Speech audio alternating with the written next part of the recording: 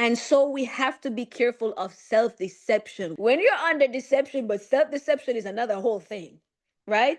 Let's look at some examples of self-deception, right? Number one, thinking we are spiritually fine while ignoring the conviction of the Holy Spirit. Now, this is a very dangerous place to be in. I would not wish even for my worst enemy to be in this place. When you think you're spiritually fine, and when you're literally with the Bible and you are preaching to thousands of people and you are casting out devils and you're operating in all the giftings, right? And you feel like that you are okay with God, deceiving yourself while he's trying to tell you, forgive your neighbor. And he sends someone to tell you to forgive your neighbor, but you're still holding on to the unforgiveness, right? And you're still deceiving yourself and still praying, preaching, reading the Bible, doing all those things that a Christian should do. Going to church on Sunday, doing all those beautiful things, right? That we call beautiful, but still ignoring what God is convicting you to let go of.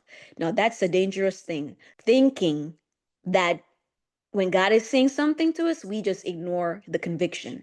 That is self-deception, and we do not want to find ourselves in that place.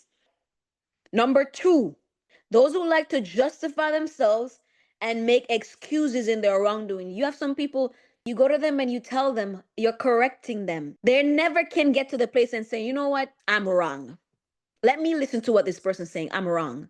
What I did was wrong. What I said was wrong. How I did it was wrong. So let me come to that place of humility and look and take accountability and responsibility for what I did and not justify what I did do and try to say, oh, it was because of this, because of that. No, if you were wrong. And sometimes, even if you're not wrong, still take the wrong because it's going to help you to grow in humility. Sometimes when you are not wrong, it's not always about being right.